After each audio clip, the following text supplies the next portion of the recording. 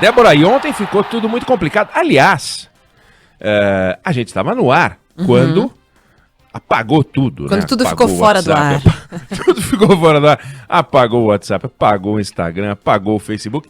A gente estava no ar. E é aquela coisa natural, né? Primeira reação, deu problema comigo, né? Minha Foi internet comigo. não tá funcionando. Minha internet não tá funcionando, e aperta daqui, aperta dali. E ontem, aliás, quando eu comecei a falar, eu tava sem imagem também. Então, no primeiro momento, achei que pudesse ser da minha internet. Mas daí a Débora pensou que pudesse ser da dela, e assim vai, né? Todo mundo pensando que podia ser da própria internet. De repente, era um caos que durou, o quê? 7 horas, sei lá quantas horas durou esse troço. E aí, o que aconteceu foi que a gente experimentou um cancelamento geral, né? Foi o maior cancelamento da história da humanidade. Todo mundo foi cancelado das redes sociais e ficou fora do ar. E eu acho que tem uma coisa interessante nessa história. O Facebook é de 2004, o WhatsApp é de 2009 e o Instagram é de 2010. Então, se você voltar um pouco no tempo, as pessoas viviam sem isso, não tinha, não era assim. As pessoas se comunicavam de outras formas. Não existia esse conjunto de aplicativos. E, no entanto, a gente vivia bem, né? Aí, de repente, a gente passou a uns surtos. Meu Deus do céu, nós estamos sem essas tecnologias. E é natural, as tecnologias vão sendo incorporadas à vida da gente e a gente vai percebendo como elas são importantes, né? Em 1900, você tinha uma agricultura feita à base de animal, né? De arado puxado por animal. Hoje, para cada 4 animais que você tinha, você tem um trator, né? Então é um avanço monumental, é um negócio incrível. E o que aconteceu, né? Com o preço dos alimentos nesse período? Caiu a metade. Caiu a metade. O tempo para tirar R$1 da terra era 90 minutos, passou a 3 minutos, graças à tecnologia. Tecnologia em várias áreas, é uma transformação muito grande. E nesse setor que a gente está falando, a gente fala da fortuna que o Mark Zuckerberg perdeu, a gente pensa no aplicativo ou nos aplicativos como um objeto de enriquecimento de alguns poucos, mas quantas e quantas companhias, quantas e quantas empresas não fazem seus negócios assim? Então, o Zuckerberg ganha milhões, bilhões e tal, mas tem muita gente que ganha milhões ou milhares de reais graças a esses aplicativos.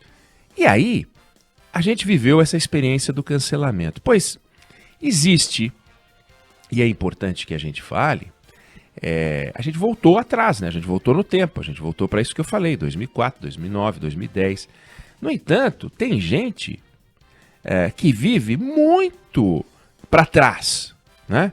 Pessoas que foram canceladas no campo da comida, pessoas que estão canceladas no campo da moradia, pessoas que estão canceladas no campo do emprego, pessoas que estão canceladas na vacina. Então, tem um conjunto de pessoas que não é pequeno e que não tem coisas que são muito mais básicas do que aquilo que a gente experimentou perder por 7 horas. Eu me refiro a 40 milhões de brasileiros que não têm internet, por exemplo. Não tem internet, não tem acesso à internet. Você noticiou aqui um estudo do Instituto Locomotiva, 43% dos moradores de favela não têm acesso à internet 3G ou 4G, ou tem um serviço de baixíssima qualidade. Você vai entre os estudantes da escola pública, CDE, 32% não acompanharam aulas durante a pandemia porque não tinham como assistir aula online. Não tinha acesso. Nas favelas isso chegou a 54%. 83% dos lares dos ricos, dos mais ricos, né, tem computador. 20% dos moradores da favela tem computador. É um negócio muito louco. Isso porque a gente está falando do mundo digital, mas a gente tem 15% dos adolescentes e crianças no Brasil sem acesso à água em casa. É 15%. 1 de cada 6, 7, né? Então você tem um mundo dos brasileiros conectados, e aliás o brasileiro é um povo altamente conectado, é a segunda nação mais conectada no mundo em redes sociais. A gente passa 4 horas e 48 minutos, em média, por dia nas redes sociais. É um negócio inacreditável. A gente só perde para a Indonésia.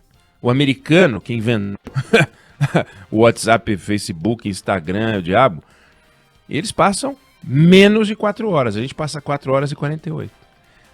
Os Estados Unidos passam 3 horas e 36. A gente passa 1 hora e 12 a mais por dia nas redes sociais. Quando a gente fala em redes sociais, tem o lado da diversão, do entretenimento, né? Enfim, mas tem o lado do trabalho também. Tem muita coisa que se faz e o WhatsApp é hoje o principal instrumento de rede social. Hoje 1 hora por dia, em média o brasileiro, hein? 1 hora por dia. Pode ser kikiki, kkk, emoji pra cá, emoji pra lá, mas tem muita gente dizendo, ok, 1 hora na tua casa, providencia os canos, providencia a cola, tal, que eu vou consertar aquele vazamento. Que o encanador resolve por WhatsApp, né? Marca por WhatsApp. Ou a mãe que fala, 2h30 então, ou o pai, leva o menino então na consulta no seu consultório. Ou, acabei de te mandar a imagem do raio-x. E aí? Ou nem leva na consulta presencial, né, Oineg? Eu, por exemplo, tinha uma consulta ontem que era virtual, era por videochamada do WhatsApp. Pronto. E a médica, no caso, não tinha outro aplicativo, a gente teve que remarcar. Só um exemplo, às vezes nem vai no presencial, Exato. né? Tem o atendimento online também. Exato. E se fosse por WhatsApp, aquele atendimento, você fizesse uma videochamada por WhatsApp, quanto tempo você passaria em videochamada? Meia hora, 40 minutos? E não é entretenimento, é trabalho para ela, é você cuidando da sua saúde, é muito importante. Mas a gente tem um pedaço do Brasil importante que está cancelado em outras áreas, a gente tem que olhar para isso. A gente experimentou algo que é chocante, mas tem histórias muito chocantes. Você tem 15 milhões de pessoas desempregadas. Você tem 33 milhões de pessoas subutilizadas no mercado de trabalho. Você tem 34 milhões de brasileiros na informalidade. Você tem 27 milhões de brasileiros abaixo da linha da pobreza extrema. Poderia listar outros dados que eu separei? 7 milhões de famílias sem uma casa digna, sem moradia. 7 milhões de famílias dá 28 milhões de brasileiros. Dá mais de 10% dos brasileiros. Então, tem um naco, aí se você for para o mundo é uma loucura. Qual é o pedaço do mundo que não tem vacina, por exemplo? Eu já tomei 2 doses, você já tomou 2 doses. Muitos dos nossos ouvintes já tomaram 2 doses. A gente faz a campanha, tome a segunda dose, não deixa de ir para a segunda dose. Tem gente que fala, eu não vou tomar a vacina, mas tem a vacina à disposição. E as pessoas que não têm a vacina à disposição? Tem países que estão com taxa de vacinação baixíssima por falta de vacina. Não é por falta de adesão da sociedade, é porque a vacina não chegou. A vacina não chegou, a água não chegou, o telefone não chegou, a luz não chegou, o gás está proibitivo, cozinha com fogão, com um pedaço de madeira, nem lenha Então a gente experimentou não ter algo, ser cancelado em algo, num país onde tem grupos sociais que não tem muitos algos e que são vitais, essenciais. É uma oportunidade da gente ter sido privado de alguma coisa e sentir na pele o que é ser privado de algo. E que não se compara às privações a que eu me referi. A privação do emprego, a privação de uma moradia, a privação de saúde, a privação de água, de luz. Isso é inacreditável. Então é hora da gente olhar para o que a gente perdeu por 7 horas e imaginar o que é viver uma vida sem essas coisas que eu acabei de descrever. E a gente deve não lamentar a dependência que a gente tem da tecnologia, mas estender a dependência que a gente tem da tecnologia aos grupos que não têm acesso a coisas básicas, inclusive tecnologia, e que tem que ter. Porque só assim a gente vai ter produtividade. Só assim as pessoas vão aumentar a sua renda.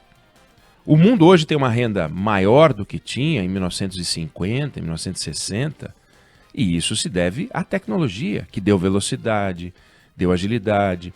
Você não fez a sua consulta ontem, mas fez outras consultas. E esse poder transformador das tecnologias que mudou o jeito de trabalhar em todas as áreas, né? Como o rádio mudou, como a televisão mudou, como o automóvel mudou, como o avião mudou, como o raio-x mudou, como a penicilina mudou, como os antibióticos.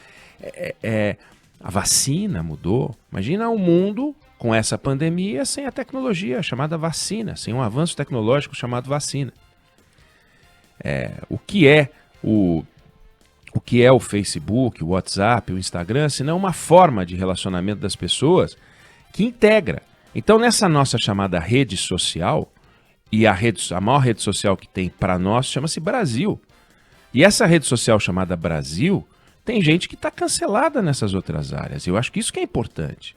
É a turma sem cobertor, sem prato de comida, sem moradia, sem emprego. São pessoas que não têm versões muito mais relevantes do que o WhatsApp, Instagram, Facebook. E é importante que a gente olhe para isso, porque a gente sentiu na pele como é não ter alguma coisa. A perda, a angústia de não poder entrar em contato. E essas pessoas não têm contato com o mundo produtivo. Essas pessoas não têm contato com uma renda melhor. Essas pessoas não têm contato com uma educação de melhor qualidade. Não estar na rede social real também é uma coisa que a gente tem que olhar, aproveitar como uma lição do que aconteceu ontem. Foi o que me veio à cabeça assim imediatamente. Puxa, eu perdi, mas ao perder, eu voltei para 2004, 2010, 2009, que era a vida boa pré-redes sociais. Era uma vida boa pré-rede social. Não era ruim. A gente brinca, né? Eu vi várias pessoas botando, por exemplo, fila de pessoas atrás de um telefone, de um orelhão, né? Que é uma maneira engraçada de falar, puxa vida, a gente se comunica agora por telefone, SMS e aí lembra do orelhão. Em 1998, antes da privatização do sistema telefônico no Brasil, a gente tinha 5 milhões de celulares. 5 milhões de celulares. Hoje a gente tem 242 milhões de celulares. É inacreditável. 3 pessoas de cada grupo de 100 tinham celular. Hoje tem mais celular do que gente no Brasil. Claro, não significa que todos os brasileiros têm celular e alguns têm um pouco mais do que 2. Não. Você tem um grupo de pessoas que têm acesso a celular, que é mais da metade da população, pouco menos da metade não tem. E entre os que tem gente que tem 2, tem mais de 2, e por isso que dá 242 milhões de celulares, não são todos smartphones e tal. Mas a transformação foi absurda, graças à tecnologia. É isso que a gente tem que olhar. É o investimento na qualidade de vida, é o investimento na vida das pessoas, que é o que esse momento de privação de algumas poucas horas, né, deixou como um grande ensinamento, na minha opinião.